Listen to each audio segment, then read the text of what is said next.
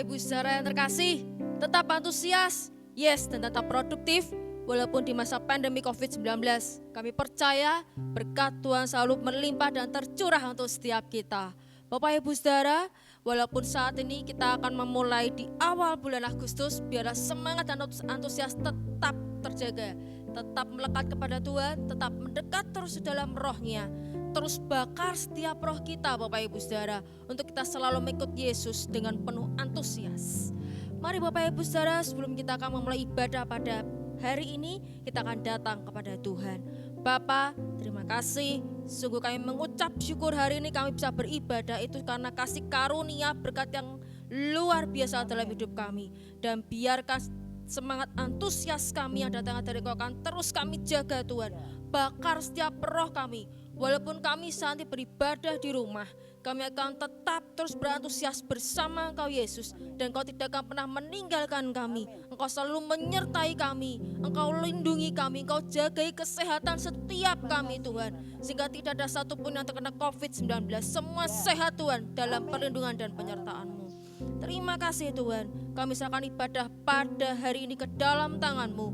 Di dalam nama Tuhan Yesus Kristus. Haleluya, amin. Kita akan naikkan satu pujian.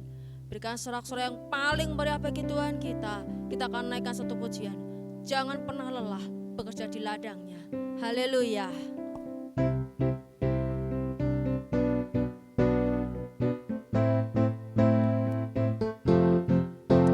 Jangan lelah bekerja di ladangnya Tuhan.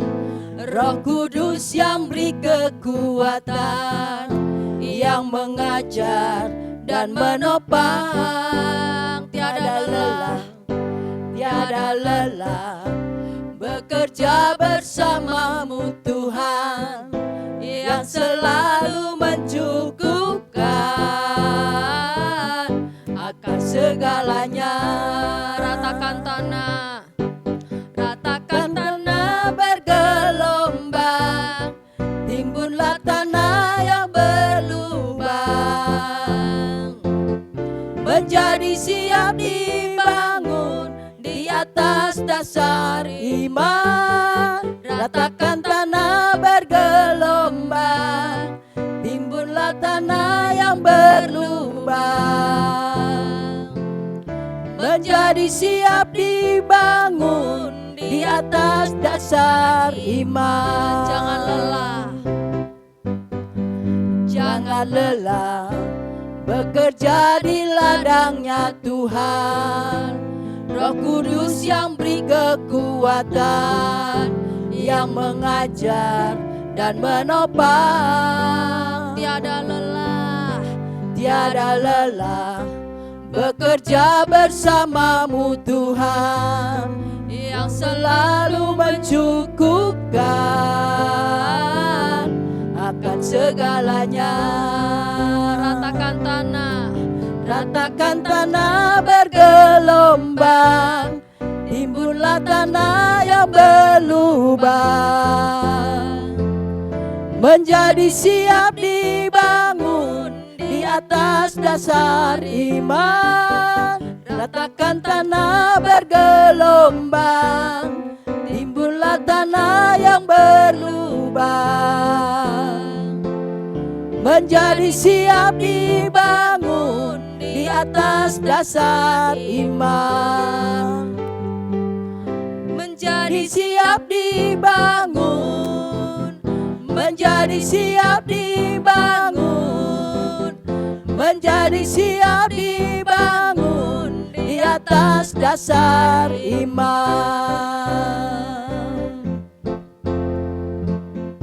Haleluya, haleluya. Sebelum kita akan mendengar firman yang akan disampaikan oleh hamba-Nya, mari Bapak Ibu Saudara, kita fokuskan hati dan pikiran kita kepadanya. Biarkan berkat kemurahan-Nya akan selalu tercurah untuk setiap kehidupan kita. Kau telah hiasi kehidupan kami dengan kasih-Mu Tuhan. Haleluya Yesus. Terima kasih Tuhan.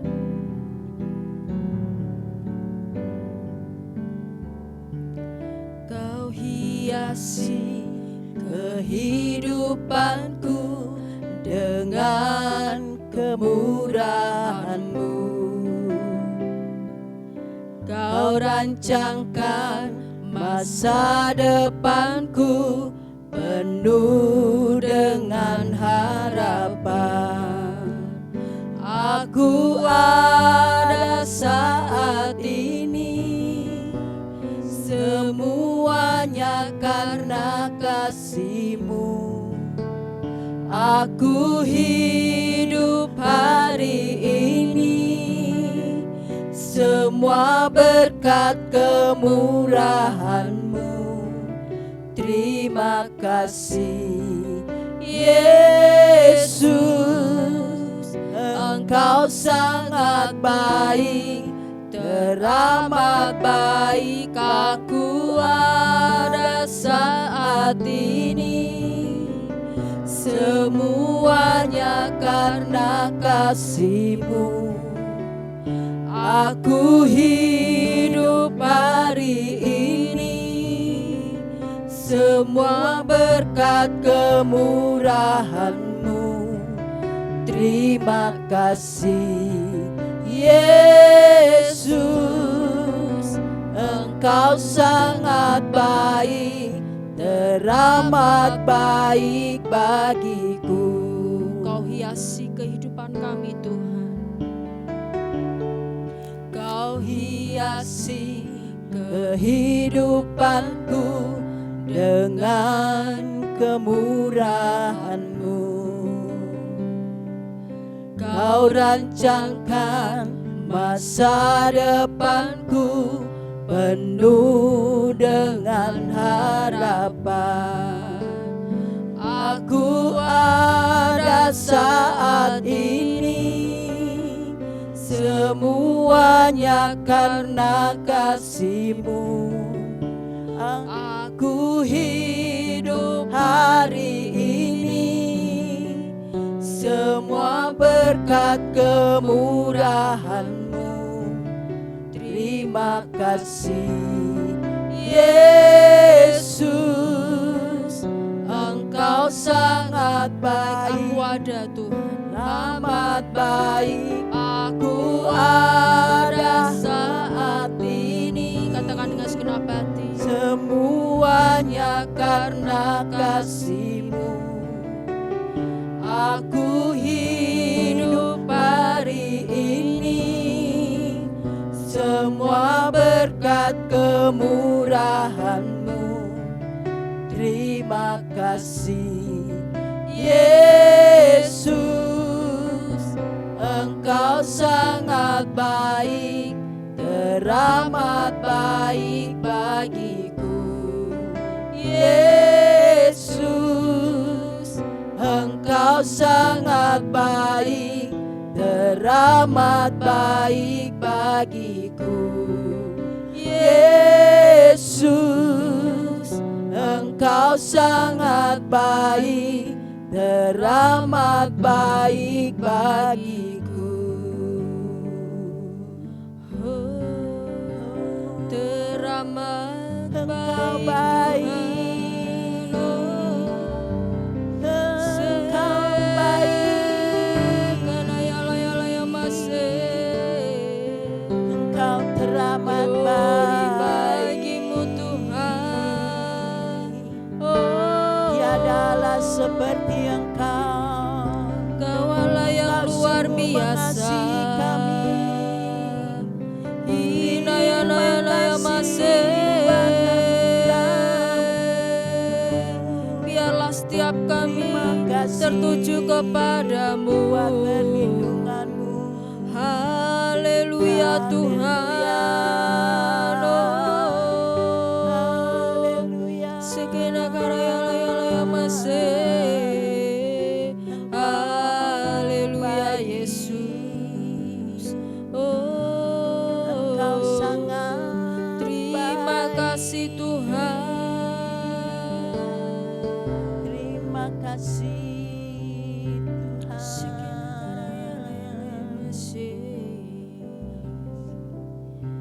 Terima kasih Bapa, Kau telah izinkan kami sampai hari ini memuji dan menyembah-Mu. Terima kasih Bapa untuk karunia, perlindungan dan penyertaan-Mu. Kami serahkan tubuh, jiwa dan roh kami ke dalam tangan-Mu. Sebentar kami akan mendengarkan renungan firman yang disampaikan oleh hamba-Mu. Urapi hamba-Mu Bapa dengan urapan Roh Kudus-Mu dan hikmat yang datang dari Engkau, sehingga akan menguatkan, memperbaharui dan menyegarkan setiap roh kami, sehingga setiap kami berantusias di dalam mengenal akan Engkau, bahwa kami lebih dalam Tuhan. Walau kami beribadah di rumah, kasih-Mu tanpa batas, kuasa-Mu tanpa batas, hadirat-Mu tanpa batas. Dimanapun kami berada, urapan-Mu akan tetap mengalir untuk setiap kehidupan kami. Silakan Kau beracara Tuhan. Kami serahkan ibadah hari ini ke dalam tangan-Mu. Kami percaya Yesus, kuasa-Mu sungguh dahsyat dan luar biasa. Di dalam nama Tuhan Yesus Kristus hamba telah berdoa. Amin. Kami persilahkan waktu dan tempat kepada Bapak Gustav Iskandar. Terima kasih ya Bapa atas perkenanan-Mu buat kami semuanya dapat melalui bulan Juli ya Bapa.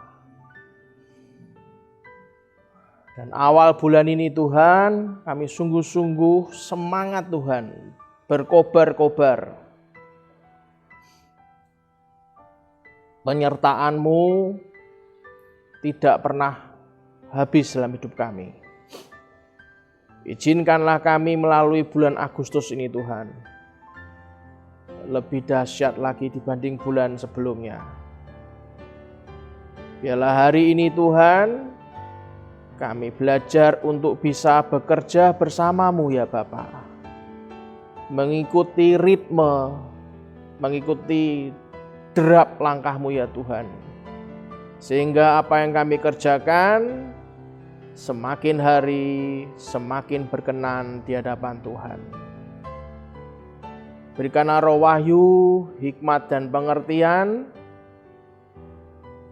Biarlah hati kami tunduk kepada otoritas Tuhan saja. Hanya di dalam nama Tuhan Yesus Kristus kita semua berkata amin, amin, amin.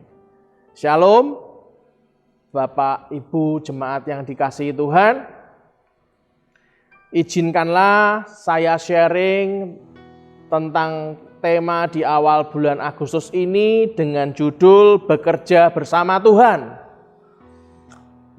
Saudara dan saya akan lebih mudah dalam menjalani hidup ini kalau kita itu tahu ritme kerjanya Tuhan. Kalau kita itu tahu bagaimana derap langkahnya Tuhan dalam bekerja, dan kita tahu yang paling penting adalah karakternya Tuhan, sehingga kita dalam berhubungan dengan siapapun, dalam pekerjaan apapun, dalam studi dimanapun, di kota manapun, negara manapun, kalau kita bekerja bersama Tuhan, maka saudara dan saya itu akan mengalami kemenangan demi kemenangan. Walaupun banyak badai, banyak gelombang menerpa, tapi kalau Tuhan berkenan, maka saudara dan saya akan berujung kepada pelabuhan yang indah.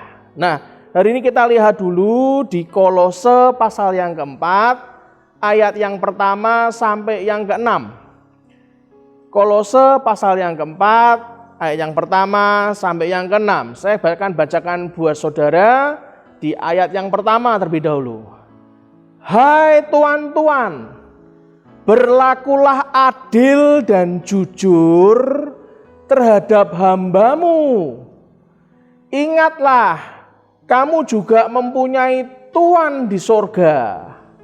Dalam New King James, dalam versi New King James dikatakan demikian. Masters, give your bond servants what is just and fair, knowing that you also have a master in heaven. Kalau kita terjemahkan dikatakan, tuan-tuan, berikan kepada hamba ikatanmu. Hamba ikatanmu itu adalah orang-orang yang punya bonding, punya ikatan dengan kita. Siapa orang-orang yang punya ikatan dengan kita? Pasti yang pertama adalah keluarga kita, karena kita terikat secara hubungan darah. Yang kedua adalah keluarga mertua kita, karena kalau kita suami istri otomatis kita tuh mau disekutukan, disatukan dengan keluarga besar, dengan mertua kita. Berikutnya yang terbonding lagi apa? Tim kita, Bapak Ibu. Tim kita yang ada di kantor, yang ada di pelayanan, yang ada di organisasi, yang ada di sekolahan, yang ada di gereja, terbonding, terikat. Kita tuh punya hubungan, bonding gitu kan. Berikan kepada hamba ikatanmu apa yang adil dan yang adil. Mengetahui bahwa kamu juga memiliki seorang guru di surga.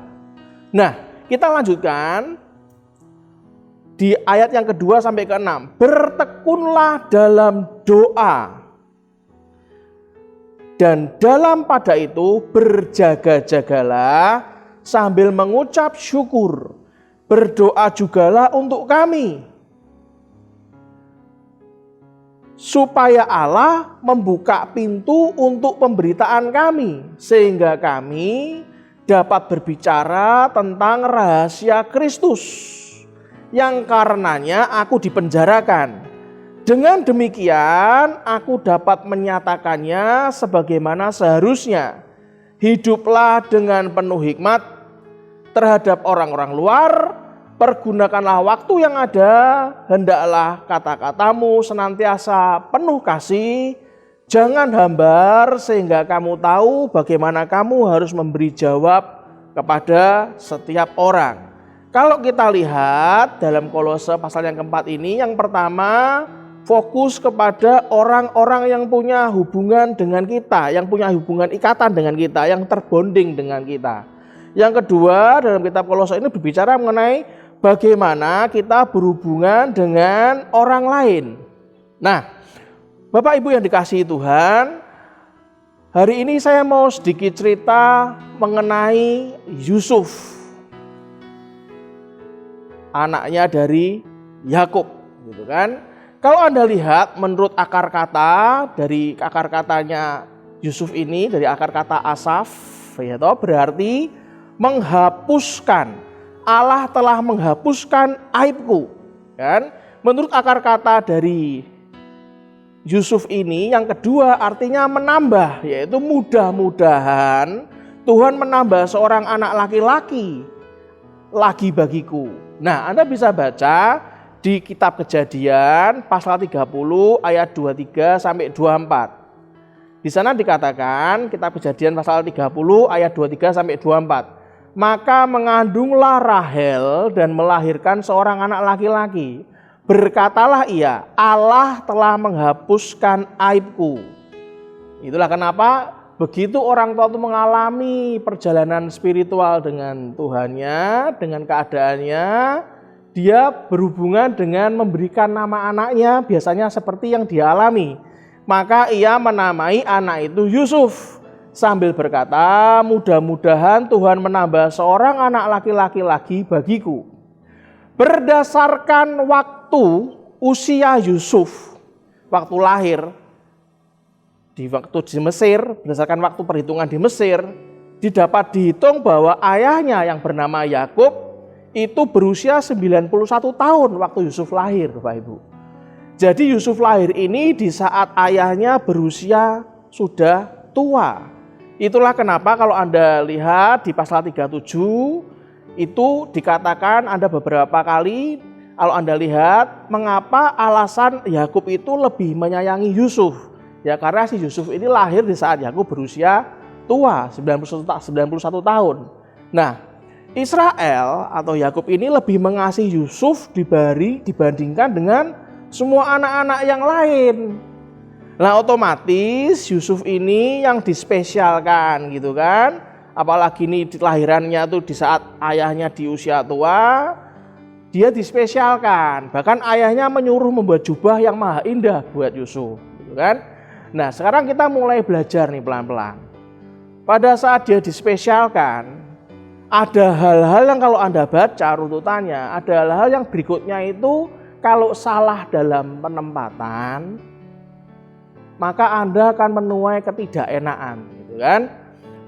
pada saat masa muda, kalau Anda lihat di Kejadian 37, Kejadian 39 sampai 50 gitu ya, Yakub tuh sangat menyayangi Yusuf dibandingkan saudara-saudara yang lain. Nah, sejak kecil Yusuf punya talenta yang diberikan oleh Allah kepada Yusuf. Talenta Yusuf adalah menafsirkan mimpi. Bahkan saking dia itu belum berproses dengan Tuhan, belum berproses juga dengan lingkungan, si Yusuf muda ini belum bisa mengekang mulutnya. Yusuf ini menceritakan dua mimpinya, di mana dua-duanya menggambarkan saudara-saudaranya, bahkan ayah dan ibunya akan bersujud menyembahnya. Kalau Anda perhatikan kata-kata aslinya, kata bersujud ini, ayah dan ibunya itu bukan bersujud karena terpaksa loh. Kalau Anda pelajari kata-kata bersujud di Alkitab, ayah dan ibunya ini justru sukarela bersujud menyembah dia. Kedua hal di atas ini menyebabkan saudara-saudara dari ibu-ibu yang lain gitu kan. Karena kan Yakub punya anak-anak dari ibu yang lain gitu kan, menjadi iri hati dan benci sama Yusuf. Anda lihat baik-baik, ketika berusia 17 tahun, saat dia tuh lagi masuk yang namanya aktualisasi diri. Kalau itu Anda punya anak usia 17 tahun, Anda masih ingat merayakan Sweet 17 gitu ya. Dia lagi pengen-pengennya mengatakan inilah saya, kan? Inilah style saya, ini gua banget gitu kan. Anda lihat saat Yusuf berusia 17 tahun. Yusuf disuruh Yakub mencari saudara-saudaranya yang mengembalakan domba di kota lain. Nah, ketika itulah Yusuf ditangkap oleh saudara-saudaranya, bahkan hendak dibunuh Bapak Ibu. Ruben, kakak sulung Yusuf, mencegah sehingga mereka akhirnya nggak jadi membunuh Yusuf, tapi hanya membuang Yusuf ke dalam sumur kering. Dan Ruben berniat diam-diam ingin melepaskan Yusuf. Sewaktu Ruben tidak berdada dekat dengan sana, atas usulan Yehuda, saudara-saudara yang lain menjual Yusuf pada pedagang Midian dan Ismail yang lewat di situ dalam perjalanan ke Mesir. Di Mesir, Yusuf dijual menjadi budak pegawai istana Potifar, dan di sana dia bekerja, garis bawahi, sangat baik.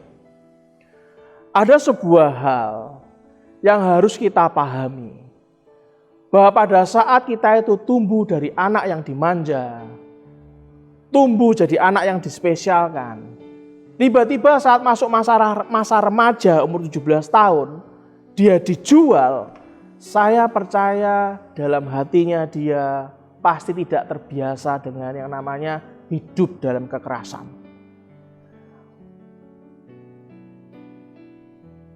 Kalau Anda lihat, Anda pelajari terus. Kalau dikatakan di Alkitab bahwa pada saat dia dijual menjadi budak pegawai istana Potifar, kalau Anda baca, harusnya kalau manusia normal, belum tentu dia bisa bekerja dengan baik. Tapi dikatakan di Alkitab, justru Yusuf bekerja dengan sangat baik. Sehingga dipercayai penuh oleh majikannya, nanti kita baca di berikut-berikutnya.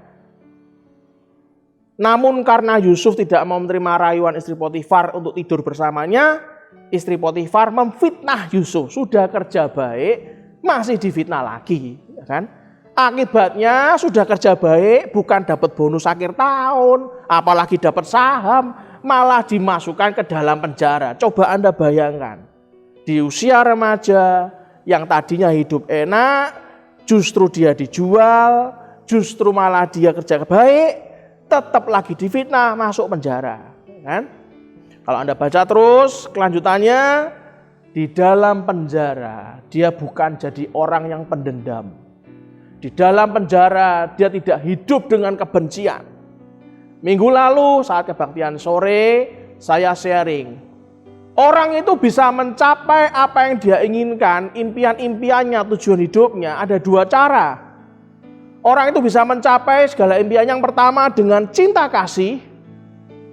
Mencintai dengan ada banyaknya kasih yang ada diberikan untuk mencapai semua karir-karirnya. Tapi juga bisa yang kedua, orang itu mencapai puncak karirnya dengan segala macam kebencian. Yusuf sangat bisa untuk dia itu mencapai puncak karir, menjadi tangan kanan Firaun dengan segala macam kebencian dan trik. Hal-hal licik itu bisa dilakukan oleh Yusuf. Tapi kita pelajari dalam tema bekerja bersama Tuhan. Kita pelajari apa yang buat Tuhan itu berkenan kepada Yusuf. Saat di dalam penjara, kita tahu di dalam penjara Yusuf itu berkelakuan sangat baik. Harus digarisbawahi, sudah difitnah masuk penjara, masih berkelakuan sangat baik. Sehingga dipercayai penuh oleh kepala penjara untuk mengurus narapidana yang lain. Ketika Yusuf kira-kira berusia 28 tahun, gila. 17 tahun ke 28 tahun itu Bapak Ibu, itu 11 tahun. Firaun Mesir menahan kepala juru minuman dan kepala juru roti dalam rumah kepala pengawal raja. Dan dalam penjara tempat Yusuf dikurung itu dengan ketuduhan bahwa kepala juru minuman dan kepala juru roti itu melakukan kesalahan berat. Nah, kepala pengawal raja menempatkan Yusuf bersama-sama dengan mereka untuk melayani mereka. Dan singkat cerita, pada suatu kali bermimpilah kepala juru minuman dan kepala juru roti, dan mereka tanya sama Yusuf, apakah arti dari mimpi tersebut? Kalau Anda terus baca, pelajari, Anda akan melihat bahwa Yusuf memberikan arti mimpi kepada juru minuman dan kepala juru roti. Dia ngomong gini, di mana dalam 3 hari Firaun akan mengembalikan kepala juru minuman ke dalam pangkat yang dahulu dan melayani Firaun kembali. Sedangkan dalam 3 hari yang sama, kepala juru roti akan dihukum mati digantung pada sebuah tiang. Dan memang betul, terjadilah pada hari yang ketiga, hari kelahiran Firaun, maka Firaun mengadakan perjamuan untuk semua pegawainya. Ia meninggikan kepala juru minuman dan kepala juru roti itu di tengah-tengah para pegawainya. Kepala juru minuman itu dikembalikannya ke dalam jabatannya sehingga menyampaikan pula piala ke tangan Firaun. Tetapi kepala juru roti digantungnya seperti yang ditakbirkan Yusuf kepada mereka. Bapak Ibu yang dikasihi Tuhan, saat talenta itu melekat kepada saudara dan saya, jangan dipikir orang yang punya talenta itu tidak mengalami proses dalam bekerja bersama dengan Tuhan. Kalau Anda baca, Yusuf sebelum ditinggikan, dia itu diproses dulu, dihancurkan dulu Bapak Ibu. Karakter dalam saudara dan saya ini perlu dihancurkan supaya sejalan bisa punya karakter yang seperti kehendak Tuhan. Sampai Yusuf bisa membaca arti dari mimpi Firaun, itu kurang lebih Alkitab berkata, Firaun melihat kebijaksanaan Yusuf, menjadikannya Perdana Menteri, menjadi orang nomor 2 di seluruh Mesir, dan ketika itu Yusuf berusia 30 tahun. Dari 17 tahun sampai 30 tahun itu bukan masa yang sebentar Pak Ibu. Sampai selanjutnya dia menjadi orang yang terpandang di Mesir, ya kan? Bahkan dia mengangkat keluarganya, karena Yusuf membawa Yakub dan keluarganya pindah ke Mesir, gitu kan? Dan akhir hidup Yusuf, kalau Anda baca di Alkitab, Yusuf meninggal pada usia 110 tahun di Mesir. Tetapi sebelum meninggal meminta saudara-saudara dan keluarganya untuk bersumpah agar tulang-tulangnya dikuburkan di tanah Kanaan. Apa yang kita pelajari dari Yusuf pada pagi hari ini? Salah satu contoh check up rohani yang minggu lalu kita sama-sama belajar. Salah satu contoh check up rohani yang mengatakan bahwa Yusuf itu adalah salah satu contoh karakter di Alkitab sebagai contoh yang perlu diikuti. Bagi saya, Yusuf itu excellent, Bapak Ibu. Kalau itu saya, belum tentu saya tidak hidup dengan kebencian, hidup dengan dendam. Apalagi bisa duduk makan satu meja saat saudaranya nggak tahu kalau itu Yusuf, duduk satu meja sesuai urutan kelahiran. Itu kalau manusia itu hidup dengan kebencian dan dendam, bisa terjadi pembunuhan massal di meja makan, Bapak Ibu. Bagi saya, Yusuf itu excellent. Saudara tahu, excellent itu dari bahasa Latin yang artinya dalam arti aslinya itu tulisan aslinya yaitu excellentem, yang berarti outstanding atau di atas rata-rata yang seharusnya. Biasanya orang melihat prestasi sebuah organisasi, itu yang dilihat tim-timnya itu yang dilihat adalah prestasi yang dicapai berupa angka-angka yang dihasilkan. Kalau itu seorang pelajar ya berarti nilai rapotmu tuh berapa, ulanganmu tuh angkanya berapa. Kalau ada pertandingan yang dinilai sebagai manusia itu apa? Ya kamu tuh juara berapa dalam suatu kegiatan. Kinerjamu tuh bagaimana? Kalau di pekerjaan Anda pasti sudah dengar istilah namanya KPI-nya bagaimana, Key Performance Indicator-nya bagaimana. Saya beritahu, orang kadang-kadang mau bekerja bagus dan berprestasi, kadang-kadang dia berharap mendapatkan reward. Bahkan banyak juga pemimpin yang ingin mensupport timnya supaya dia berprestasi kerjanya itu dengan reward.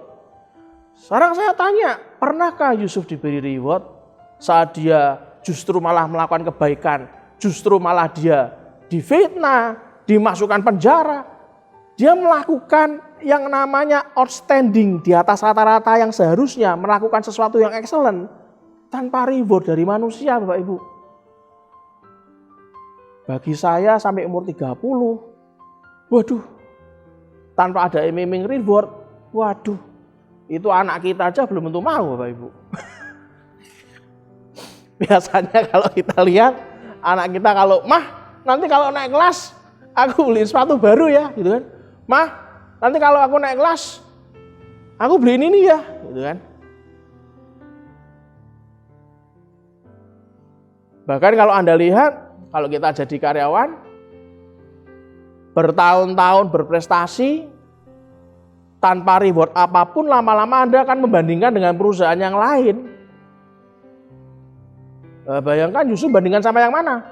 Kira-kira penjara mana ya yang aku diorangkan? Aku tak pindah penjara deh. Lah bedanya apa? Tetap aja penjara kok. Excellent. Berbicara mengenai sikap. Yusuf bersikap excellent dan selalu excellent tanpa iming-iming reward.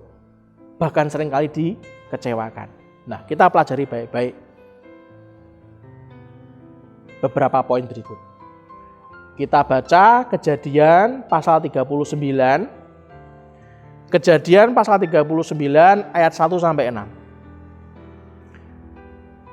Saya akan bacakan buat Anda, kita akan pelajari beberapa poin berikut. Adapun Yusuf telah dibawa ke Mesir, dan Potifar, seorang Mesir, pegawai istana Firaun, kepala pengawal raja, membeli dia dari tangan orang Ismail yang telah membawa dia ke situ. Garis bawahi, membeli Yusuf dari tangan orang Ismail. Yusuf tahu diri, saudara. Yusuf ini budak. Zaman dulu namanya budak dibeli, itu berarti hidupnya milik juragannya. Saya lanjutkan lagi. Tetapi garis bawahi berikutnya, Tuhan menyertai Yusuf sehingga ia menjadi seorang yang selalu berhasil dalam pekerjaannya. Maka tinggallah ia di rumah tuannya, orang Mesir itu.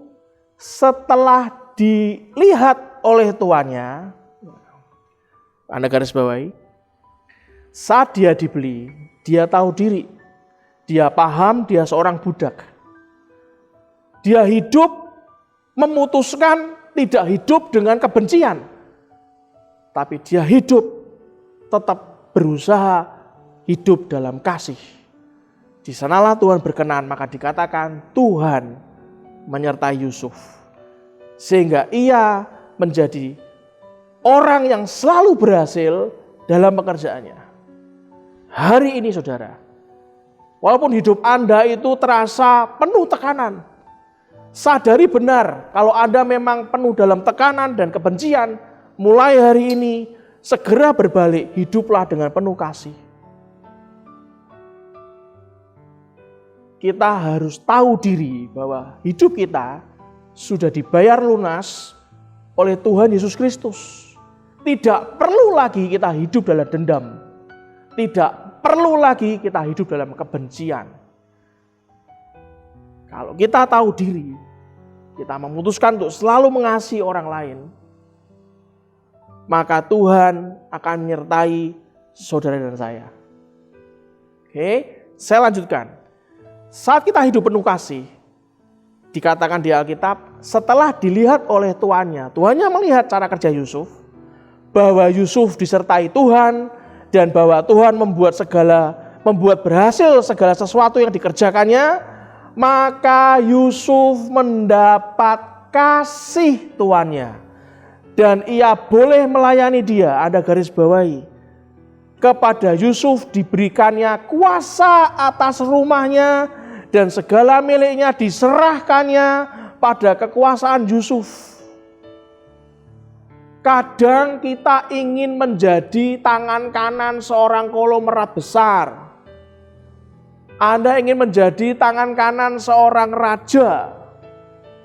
Anda ingin menjadi tangan kanan seorang presiden. Pernahkah saudara benar-benar sadari dan paham bahwa orang bisa dipercaya menjadi tangan kanan itu karena sudah dilihat kredibilitas, integritas oleh tuannya.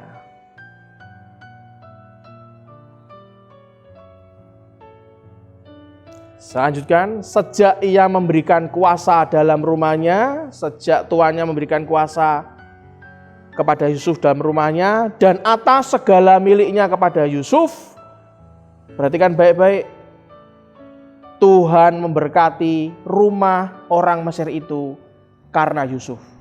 Bahkan tempat di mana Anda bekerja, bos Anda dan saya, diberkati Tuhan. Sehingga berkat Tuhan ada atas segala miliknya, baik yang di rumah maupun yang di ladang. Segala miliknya diserahkannya pada kekuasaan Yusuf. Dan dengan bantuan Yusuf, ia tidak usah lagi mengatur apapun. Bahasa Semarangnya cul-culan, diserahkan semua, pasrah bongkoan sama Yusuf. Tuannya enak, wis percaya wis pasti beres. Selain daripada makanannya sendiri, adapun Yusuf itu manis sikapnya dan elok parasnya.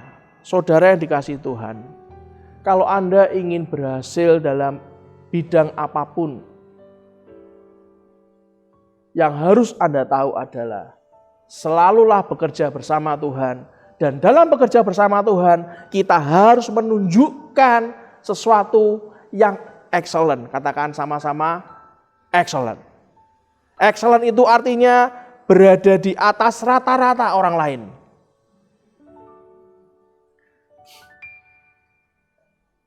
Jadi apa yang kita teladani hari ini sebelum kita melakukan perjamuan kudus, Anda juga bisa menyiapkan dulu roti dan anggur.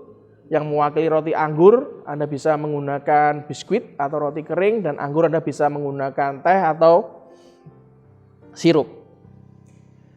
Yang pertama yang bisa kita teladani, kita harus bekerja bersama Tuhan, yaitu harus excellent di setiap tempat.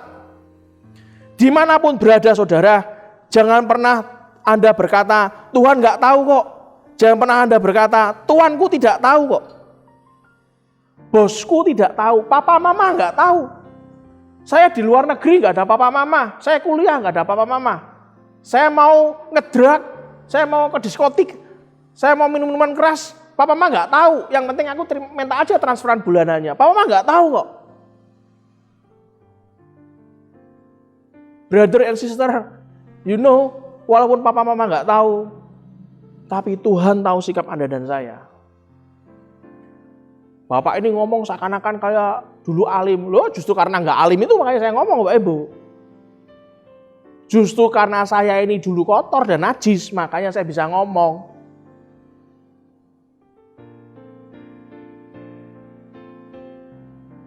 Excellent di segala tempat. Di kitab Kejadian yang kita baca tadi, ayat ini menyebutkan tentang Yusuf yang selalu berhasil dalam hal-hal yang dikerjakannya. Di penjara berhasil, di rumahnya Potifar ya berhasil. Orang yang berhasil, salah satu faktornya itu apa sih? Karena dia melakukan apapun dengan semangat yang terbaik. Oh, jadi dimanapun berada kita mesti harus semangat, Bapak Ibu. Semangat itu artinya apa? Tidak asal-asalan. Semangat artinya apa? Orangnya tekun dan teliti, tidak teledor. Itulah semangat. Apapun yang dipercayakan pada kita, mari kita kerjakan dengan excellent. Yang kedua, apa yang bisa kita teladani dari Yusuf? Bekerja bersama Tuhan itu kita harus excellent juga bersama Tuhan, Bapak Ibu. Ingat baik-baik, hidup saudara dan saya itu mutlak di tangan Tuhan. Dunia sudah mengajarkan dan melihat 2020 hampir 1 tahun full Anda kembali ke titik nol.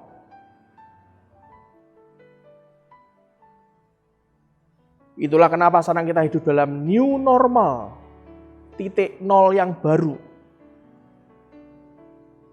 Di mana kita nggak bisa lagi sombong dengan kata-kata kita. Kita nggak bisa lagi mendoktrin orang seenaknya kita. Kita nggak bisa lagi saya lebih hebat dibanding kamu. Nggak bisa. Semuanya sama, tutup. Menyembah Tuhan. Dengarkan apa yang Tuhan mau. Semua pakai masker. Nggak dipakai maskernya didenda, Pak Ibu.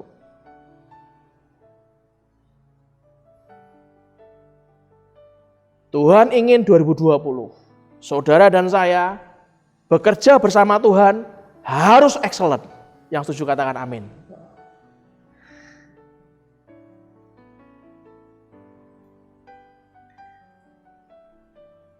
Lah gimana Pak caranya melihat kita itu sudah excellent di hadapan Tuhan? Kita harus melakukan segala sesuatu dilandasi dengan niat yang tulus. Nggak pakai hidden agenda sama Tuhan. Nggak pakai trik, nggak pakai politik sama Tuhan. Dan minta penyertaan Tuhan. Saya beritahu, apapun yang Anda lakukan. Di tahun 2020 yang orang bilang tahun sulit, saya beritahu, apapun yang Anda lakukan, pasti berhasil. Apa saja yang diteladani? Yang ketiga, yang terakhir. Dalam bekerja bersama Tuhan, kita harus excellent untuk menjadi berkat buat banyak orang. Bukan jadi batu sandungan buat banyak orang, Bapak Ibu. Anda bekerja di tempat bos. Bosnya tambah rugi gaji Anda. Itu namanya Anda nggak excellent, nggak jadi berkat. Anda kerja di tempat majikan. Malah kehilangan barang, kehilangan uang, kehilangan perhiasan. Itu namanya Anda dan saya tidak jadi berkat buat orang lain, Bapak Ibu. Anda kerja dimanapun, kita malah jadi tukang rumpi sana, rumpi sini. Nyebarin gosip sana, nyebarin gosip sini. Anda tidak menjadi berkat buat orang lain, Bapak Ibu.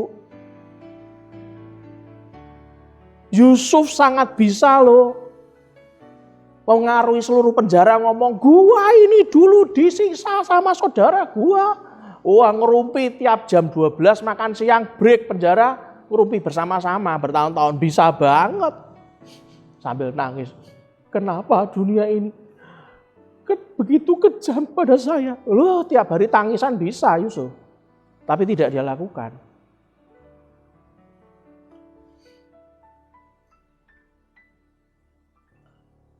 Bekerja bersama Tuhan itu artinya kita excellent dalam dimanapun kita berada untuk menjadi berkat buat orang lain. Maka dimanapun kita bekerja, di tempat orang lain, di organisasi manapun, di kantor manapun, bahkan kita sekolah dimanapun, kuliah dimanapun, kita jadi berkat buat teman-teman kita. Maka Tuhan memberkati rumah orang Mesir itu karena Yusuf. Maka keluarga Anda diberkati karena Anda. Maka kantor Anda diberkati karena Anda dan saya. Maka gereja Anda, tempat Anda melayani akan diberkati karena Anda dan saya. Maka tempat kuliahmu akan diberkati karena Anda dan saya. Sekolahmu akan diberkati karena Anda dan saya. That is the meaning of excellence. Ujung dari hal-hal excellent yang kita kerjakan adalah agar kita mempermuliakan nama Bapa di sorga, dan sekaligus keberhasilan yang kita raih bersama Tuhan, itu sekaligus menjadi cara kita bersaksi bahwa disitulah Tuhan hadir dalam hidup saudara dan saya. Yang setuju katakan amin. Tutup Alkitab kita, siapkan perjamuan kudus Anda, dan mari kita berdoa. Tuhan, terima kasih untuk pagi yang luar biasa. Engkau ingatkan kami untuk selalu punya spirit of excellence. Punya attitude of excellence. Dan punya gratitude of excellence. Punya roh yang excellence di hadapan-Mu Tuhan. Sehingga berkenan kepada kami. Punya sikap yang excellent. Sehingga Tuhan kami di dunia juga senang Tuhan, disenangkan dan diberkati.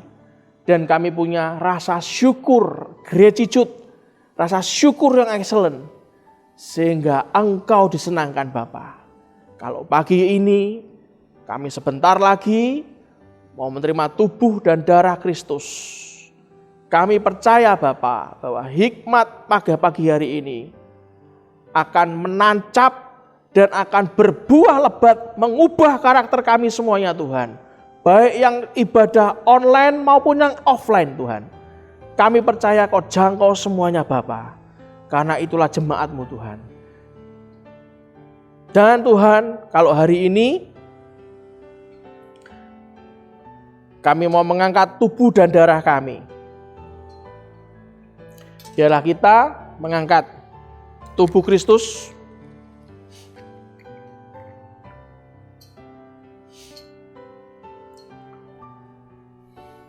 Anda siap-siap untuk mengangkat tubuh Kristus dan kita akan melakukan perjamuan kudus pada pagi hari ini.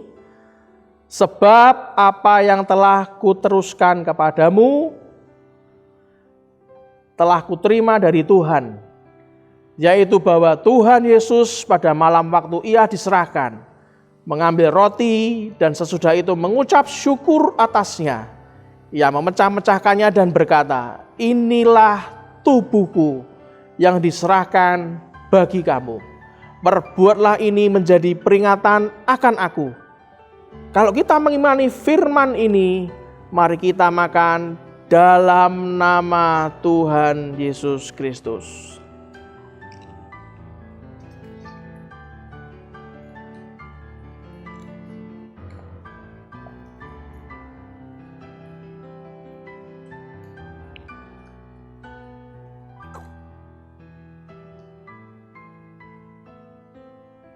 Sekarang kita angkat anggur di tangan kanan kita.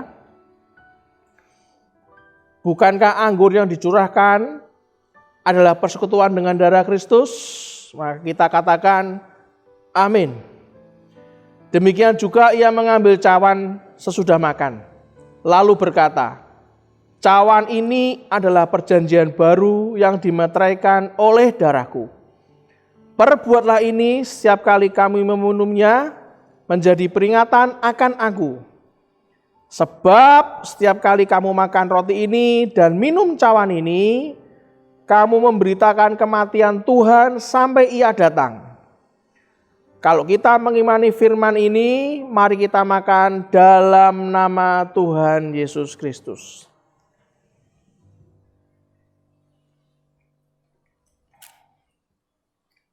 Tim musik bisa maju ke depan.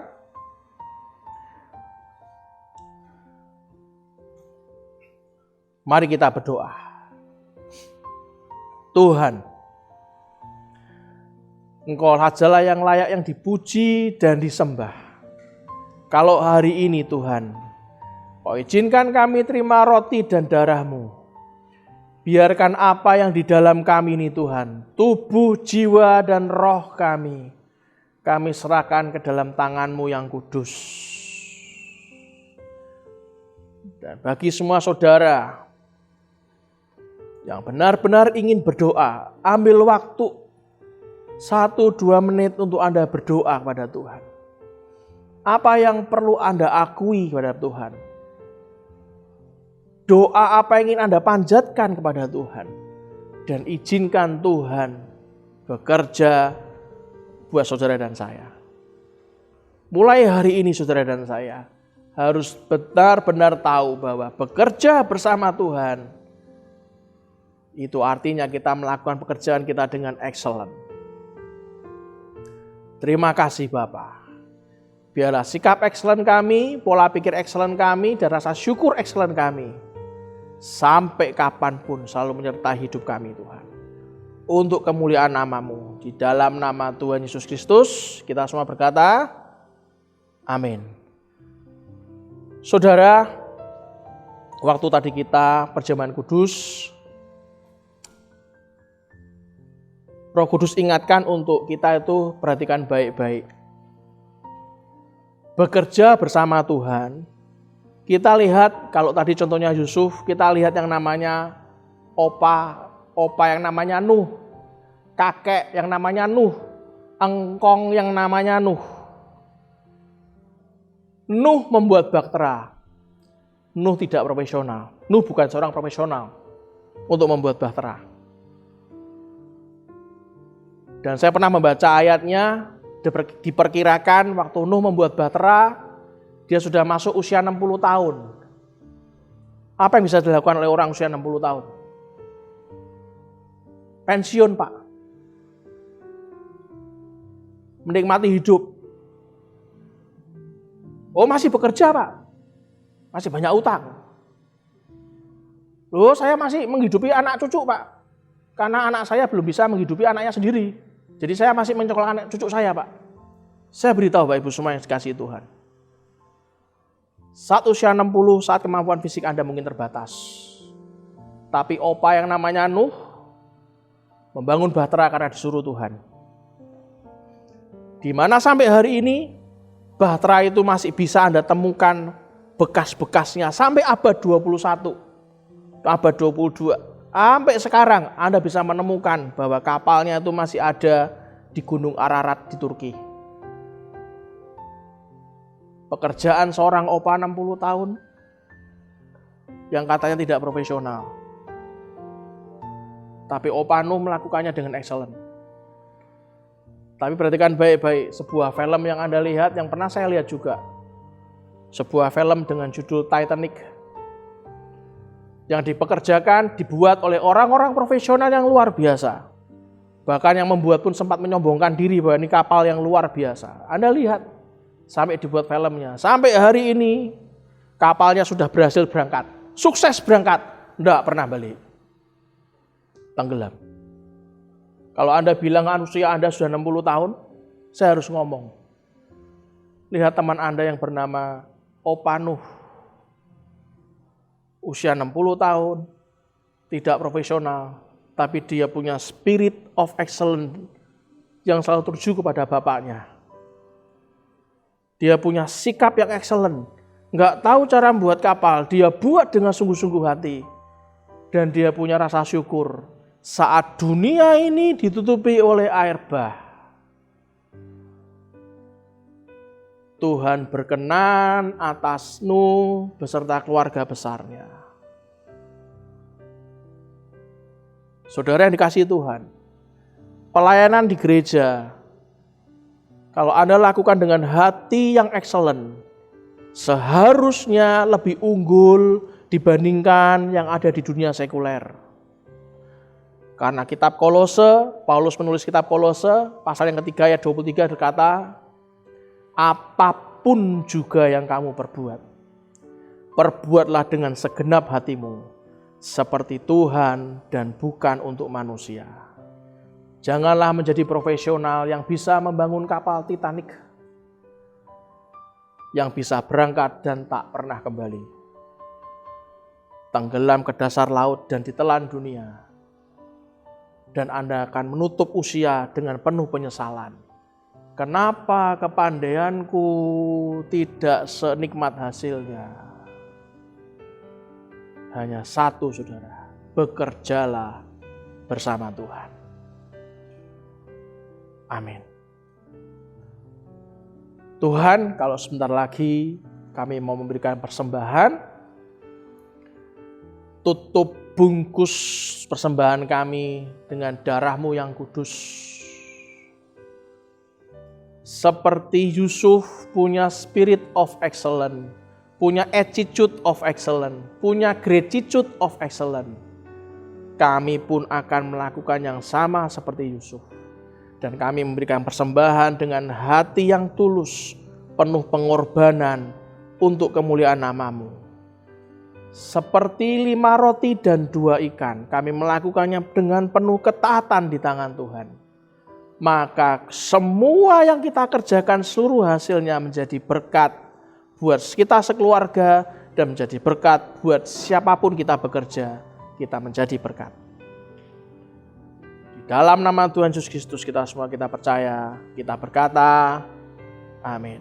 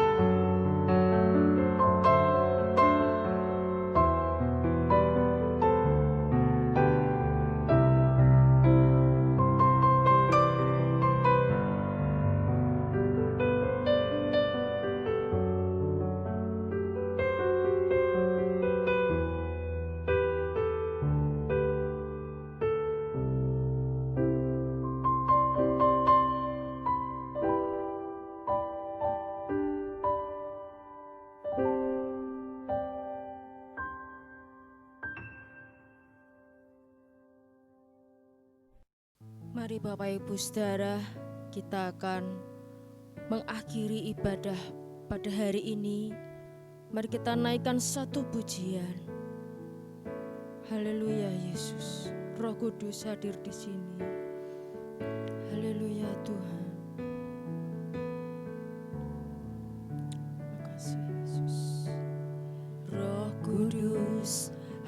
hadir di sini, pribadi yang menawan dan suci. Ku rindu mendekat, mengerti hatimu, berjalan dalam kehendak-Mu.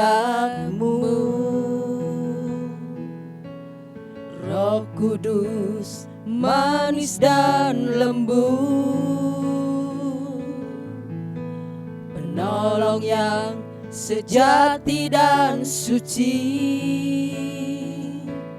Ku rindu mendekat, mengerti hatimu, berjalan dalam kuasa-Mu. Bekerjalah ya Roh Kudus, bertatalah lebih lagi urapan-Mu, lawatan-Mu. Kaulah yang ku perlu, Kau terutama di hidupku. Roh Kudus, Roh Kudus hadir di sini, pribadi yang menawan dan suci. Ku rindu mendekat, mengerti hatimu, berjalan dalam kehendak-Mu. Roh Kudus manis dan lembut, penolong yang sejati dan suci. Ku rindu mendekat, mengerti hatimu, berjalan dalam kuasa-Mu. Bekerjalah ya Roh Kudus, bertatalah lebih lagi urapan-Mu, lawatan-Mu. Kaulah yang ku perlu, Kau terutama. Bekerjalah ya Roh Kudus, bekerjalah ya Roh Kudus, bertatalah lebih lagi urapan-Mu,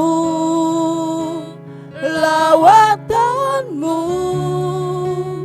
Kaulah yang ku perlu, Kau terutama di hidupku. Kau terutama Tuhan, Kau terutama di hidupku. Kau terutama di hidupku. Mari kita mengangkat kedua tangan kita. Sampai kapanpun ya Tuhan Roh Kudus, Kau selalu yang terutama dalam hidup kami. Biarlah dalam kita bekerja bersama Tuhan, Kaulah selalu menjadi tempat yang terutama dalam hidup kami. Biarlah berkat dari Allah Bapa, kasih karunia dan anugerah yang melimpah dari Tuhan Yesus Kristus, dan persekutuan dengan Roh Kudus selalu menyertai sepanjang hidup kita sampai Tuhan datang kedua kali saat Maranatha. Berkatilah pekerjaanmu, Diberkatilah keluargamu, diberkatilah masa studimu, dan diberkatilah masa pensiun. Kemanapun engkau masuk dan keluar, perkenanan Tuhan selalu menyertai hidupmu. Hanya di dalam nama Tuhan Yesus Kristus kita yang percaya